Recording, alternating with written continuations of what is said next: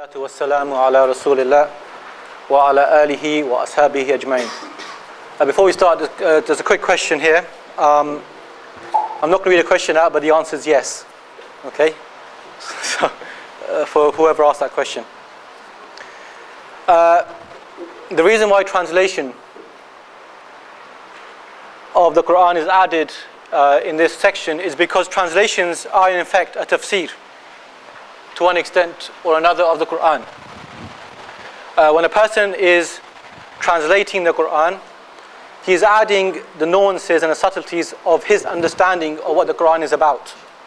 And he is often choosing the conclusions of a particular mufassir in his translation.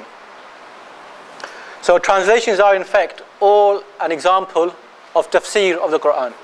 And that's why you find that in many translations, across many translations, there are different, the translators have chosen to translate certain verses in different ways because of their own personal understanding of the Qur'an. And at the onset, I'd like to say that out of all the translations I've read to date, there's none that you can say is the perfect translation. There's none that you can say that this translation fulfills all the things that a person is looking for in a translation, in terms of accuracy of translation, in terms of readability, in terms of flow, in terms of grammar, and all of these different sort of things. Of course, no translation can ever convey the beauty of the Qur'an in its Arabic language, in its original Arabic. And to emphasize this, I just want to read just a small paragraph from Pickthall's translation. Pickthall was a Muslim convert, and he was the first Muslim to translate the Qur'an. And after having translated the Qur'an, he states that the Qur'an cannot be translated. This is the belief of the old-fashioned sheikhs, meaning the scholars of old. He's of course writing in a very old style language.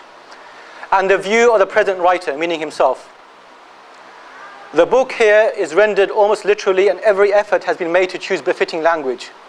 But the result is not the glorious Qur'an, that inimitable symphony, the very sounds of which move men to tears and ecstasy. It is only an attempt to present the meaning of the Qur'an, a peradventure, something of the charm in the English. It can never take the place of the Qur'an in Arabic, nor is it meant to do so. So this is what he writes after having translated the whole of the Qur'an. And we'll talk about his translation in a bit. But he emphasizes this fact that in reality, the Qur'an cannot be translated. Whenever we translate into whatever language it may be, Persian, Urdu, English, French, whatever, we lose the beauty of the Qur'an, we lose the subtleties of the Qur'an, we lose the miracle of the Qur'an that's there in the Arabic language.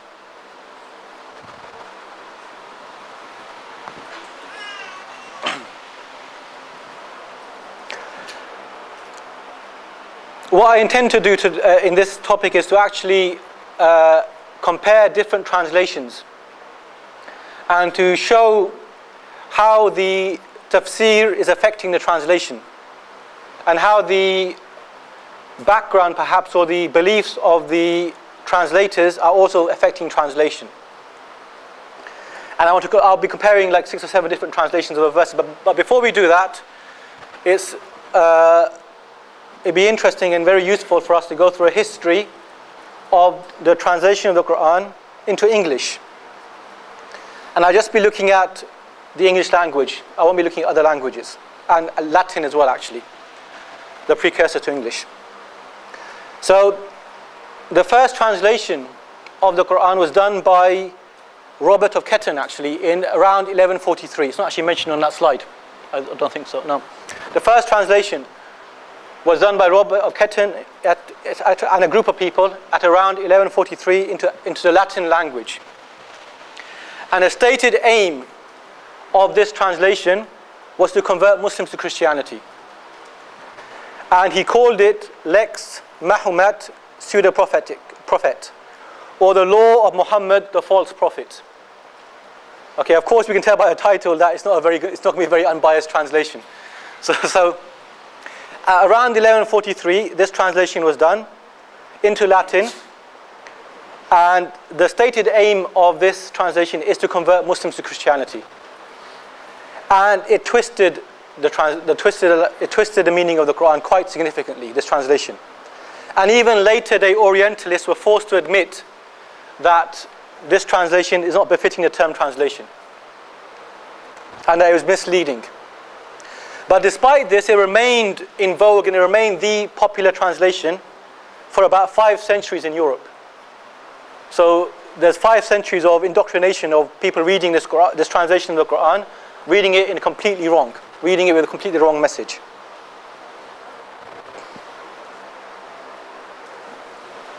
The first translation into English was done by Alexander Ross in 1649. And he called it the Al-Qur'an of Mahomet, or the Qur'an of Muhammad. The Qur'an of Muhammad. Now Alexander Ross, he didn't know Arabic, so he relied on a French translation of the Qur'an. But he didn't know French very well either. And then he translated from French to English, and therefore his translation again is not very accurate. And Alexander Ross, again, his stated aim in his translation, he said, was to expose the contradictions, the blasphemies, the obscene speeches, and the ridiculous fables in the Qur'an, so that the Christians may view their enemies in their full body and overcome them. This is again the reason why this person is translating the Qur'an, is to translate it with a view of converting Christians, converting Muslims, and with a view of giving the Christians ammunition against the Muslims. And again, this became the standard translation in the West for about a century in the English language. The next major translation, and this translation remains standard for Orientalist literature, is one done by George Sale in 1734.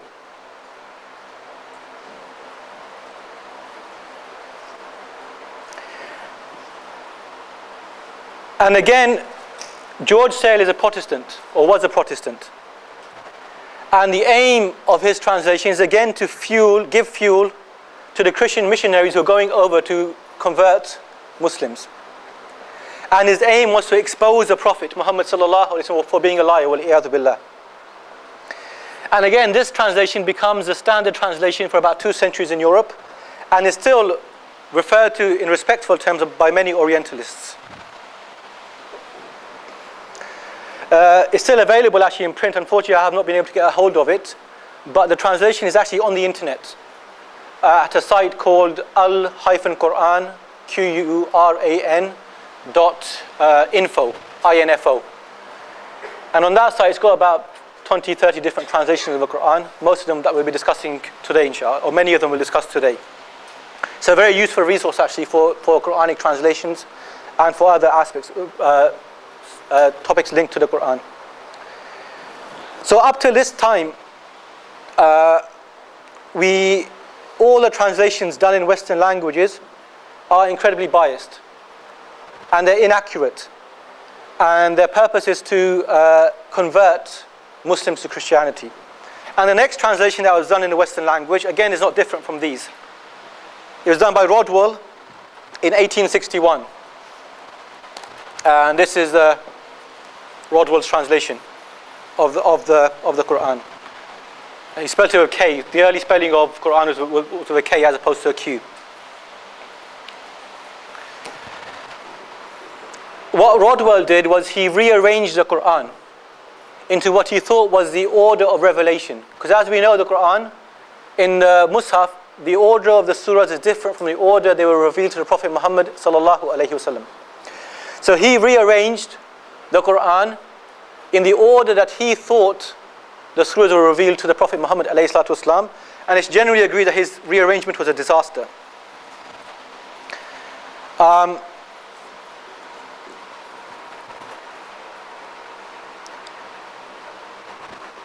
The main problem with Rodwell is his notes.